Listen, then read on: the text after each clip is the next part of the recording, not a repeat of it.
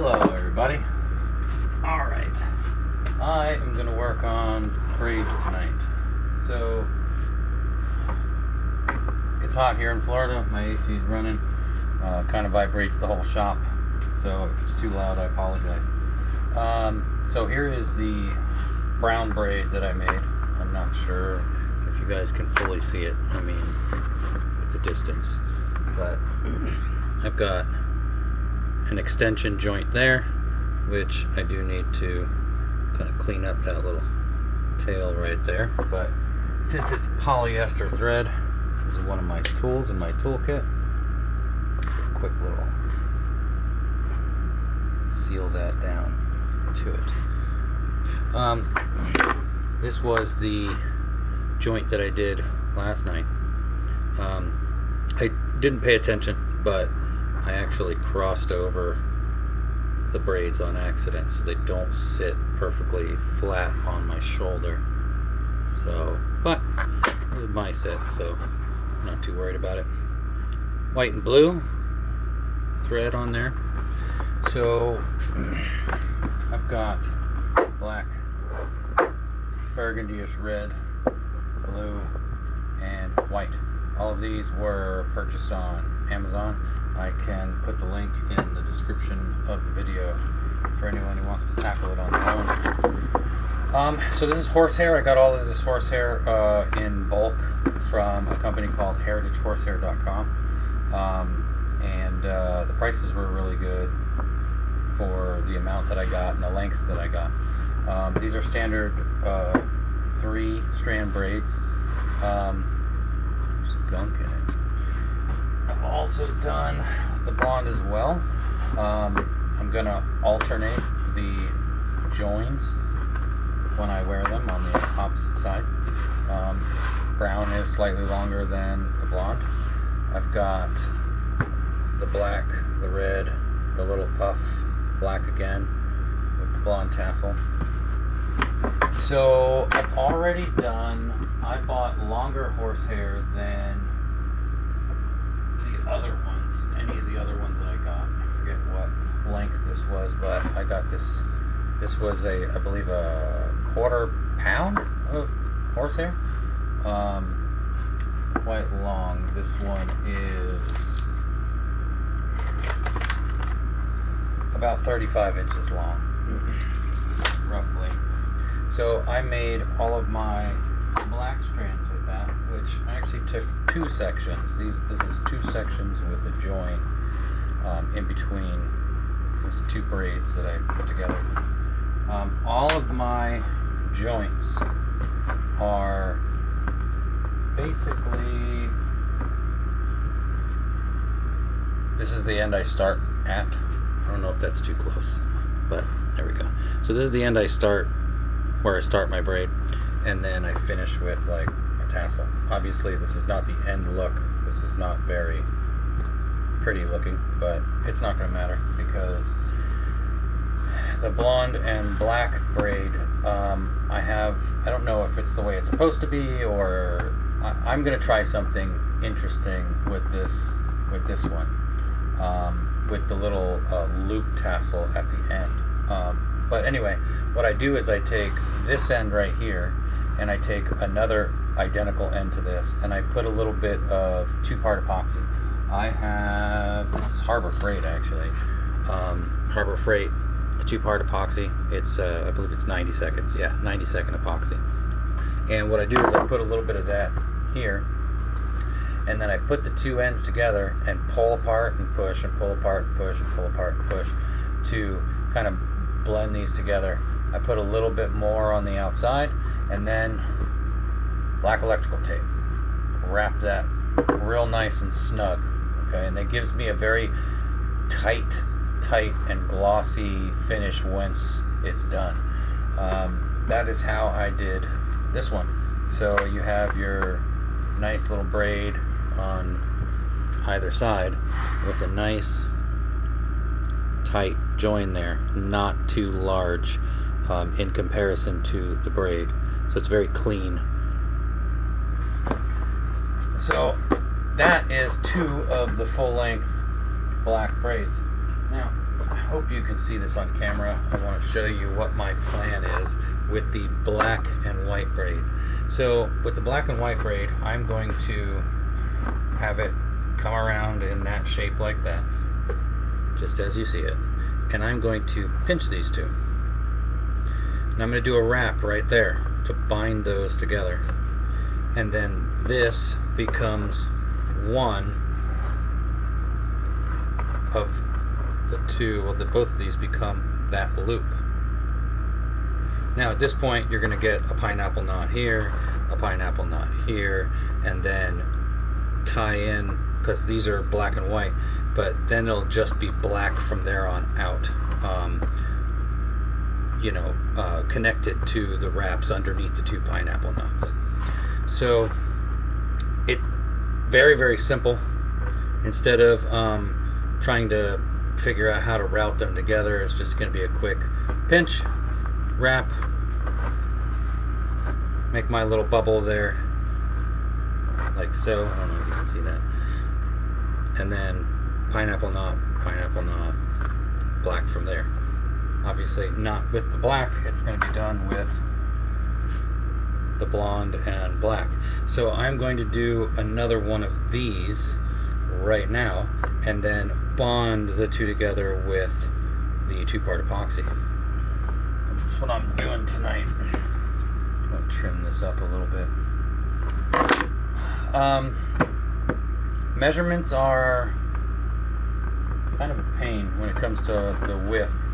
I've used Raffle Fett's, I don't know how you pronounce it, I think it's Raffle, but what I've done is I've used his ESB measurements for the diameters of the braids so that at least I'm close. So I'm going to be making, like I said, the other blonde and black to match the black one here, because that one needs to be pretty long. So the amount of material is really hard to nail down. I've got a bundle here. They already have it bundled up here from Heritage Horsehair. And so what I do to make things a little bit easier is the other part of my toolkit. Good thing I have girls.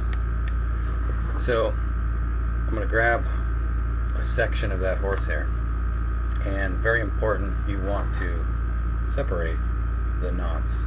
I usually brush it first. I forgot to do so, but you're going to expect a lot of hair to come out when you brush them. You're going to expect a lot of hair everywhere, period. So I think we're going to start with a bundle about that. This is about 1/4 inch. If I pull it together tightly, I'd say 3/16 of an inch maybe is what I'm going to try to start with here. I'm going to slide this over here so it's not all caught up in it, and I'm going to throw a rubber band on it, feed that through, and do this a couple times, get a couple wraps going. This part is not fun because it wants to drag every other hair that is around it through that rubber band.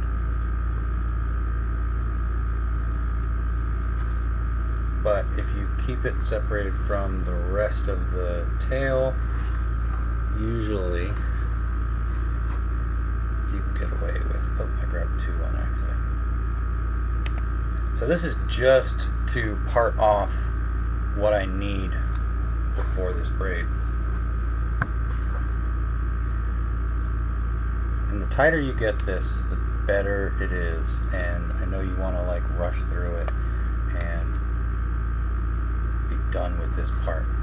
At least I do. I'm not a big fan of the frustrating hairs. Make sure you pull them all through, because if you don't, it's not going to be pretty. It's going to be messy. Oh wow, I just pulled that whole chunk right out of that bundle. Well, that kind of made it easier. Alright, well, I'm going to keep on wrapping this few times. Nice and snug.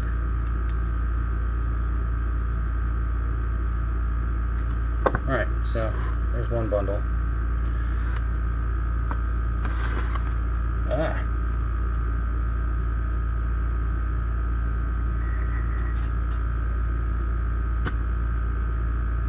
Right now I'm just getting any loose hairs that I missed. You don't want to pull too tight. I have a really big knot down here at the bottom. I'm trying to get out. I'm sure that like mane and tail or something like that would be helpful, but I don't want to put anything in it. Alright, so there's my black bundle for this braid that we are going to make another version of. And I need to do the same with the blonde. It's slightly less than this one, almost indistinguishable. And now for blonde. Get this out of the way. So here's the blonde bundle. Alright, I'm going to get another band here.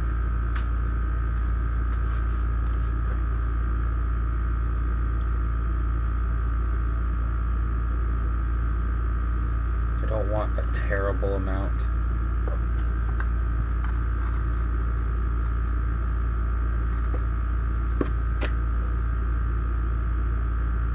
And it's very deceiving.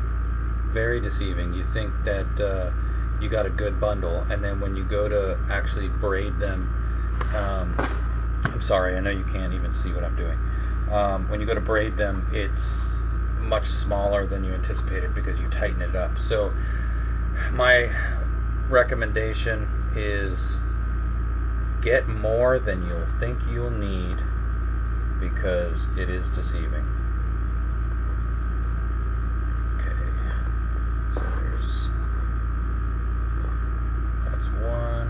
Get this hair out of the way, whatever this hair is. There we go. And just get this bundle nice and snug so you can get it out of here. The reason why I do the bundles like this, I know the last one actually pulled out, and I think it's because I've been cutting many sections off of here, is because I don't want to cut the factory bundling rope string that they have there, because it's just going to be a mess and it's going to be everywhere, and that is a huge help for it to stay in a bundle like that. So I just cordon off a little piece there, get my scissors, and I chop off that end so that bundle stays together.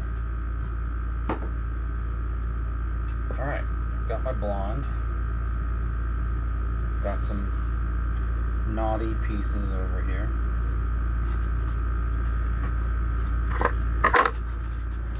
Let's see. We've got the black.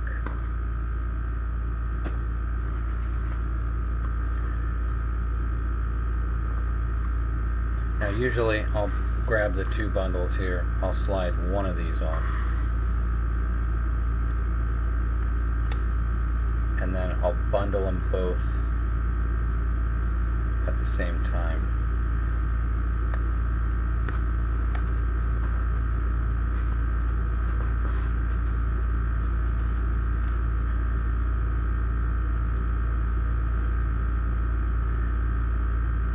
And that one that was left over, I didn't mean to cross over it, but that one that's on the black is a sacrifice.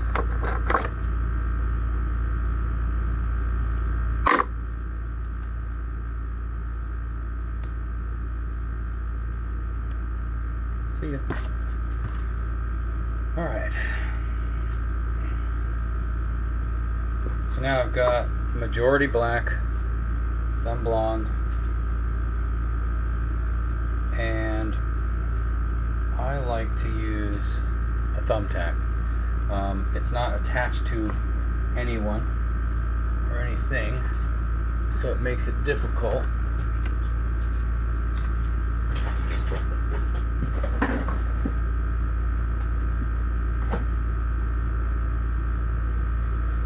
So I'll use a thumbtack, and I'll put it right at the base.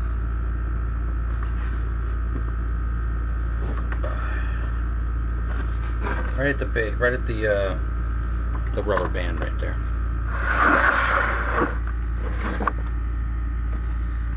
And then now, separation. Gotta make sure you have. It's not 100% necessary to get every single strand separated, but it definitely looks nicer. Alright, so we've got the blonde separated and the black separated, and now we're going to split the black in half.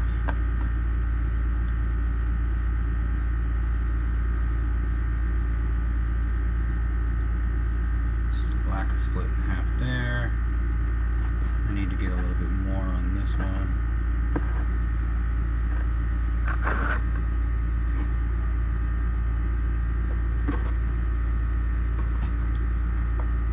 Alright. Now, you start your braiding. Oh, come on. There we go. This first start is kind of pain because they want to start arguing with each other at first, and so you want to make sure that you have them all tight and snug, and then once it starts, it'll get a lot easier as it goes along. This is the awkward first stage, and then you can make it go faster. I always forget like where my fingers like to be when I start braiding, and then all of a sudden I remember, and then I get really fast at it. But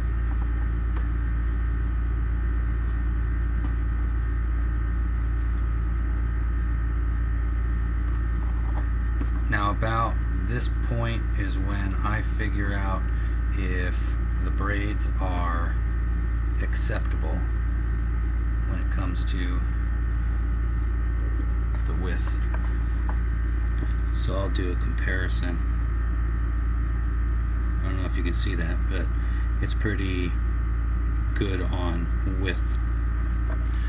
And it's important to know that when you're doing this, the tighter you go, the thinner the width is going to be. So make sure you are applying the same tension all the way through.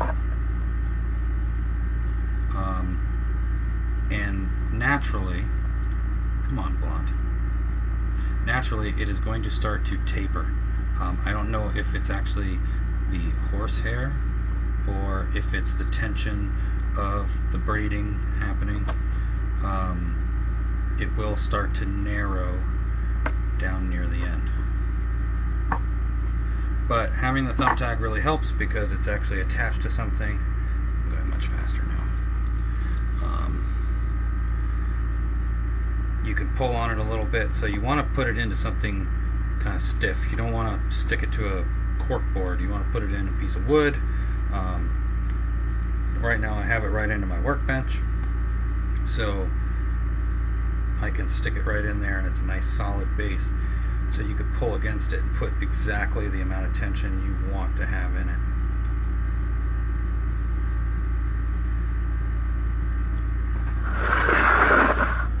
Kind of wandering away here from you guys.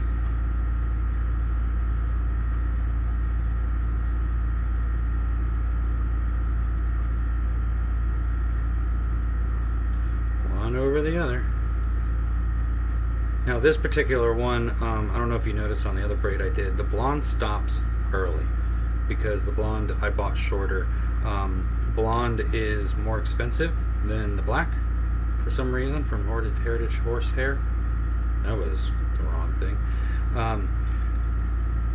Probably because of, you know, how clean, and I don't remember if it was blonde or cream that I bought. I'm not 100% sure. But anyway, it was It was a little bit pricier. So I just stuck with I think there was like $18 for the bundle. So anyway, you've got this long black here and got that little tassel of blonde. But remember, all of this is going to be changed, added to, so it doesn't really matter. Alright. Getting the little black rubber bands.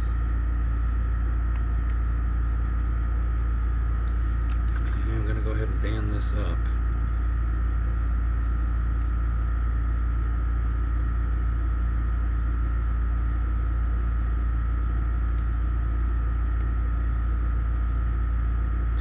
Anyway, you get the idea. We definitely got to close this up though, because you do not want your braid unbraiding, unwrapping, twining, tying.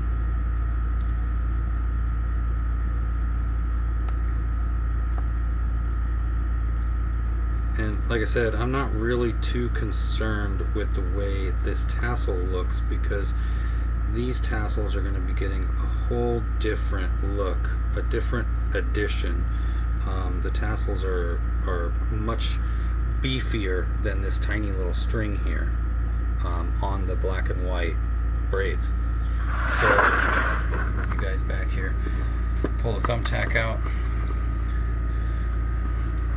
So there is black and white braid, black and white braid, side by side.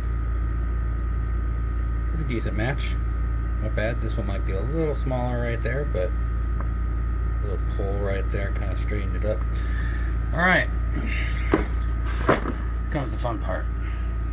I'm gonna roll this down a wee bit.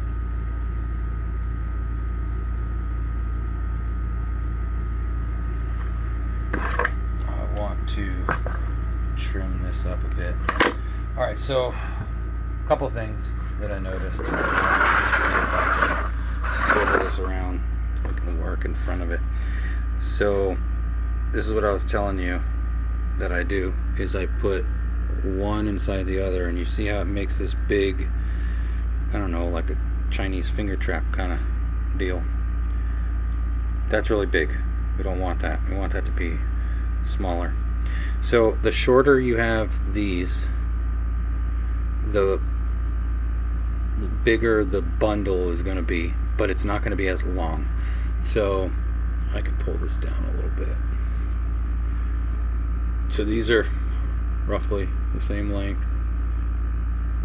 So because the bundle is much bigger here, but what I mean is when you actually close it all up, this is going to lay down a lot neater. If you have a shorter bundle, it's not going to be as long, but the bundle might be a little bit more harder to compress. So I like about a 1-inch bundle so far.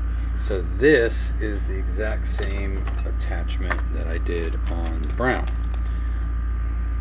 And you can see my bundle right here, and then this is the taper down.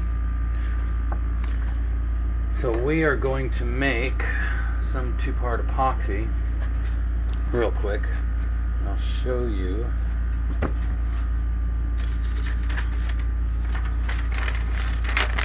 How I do that.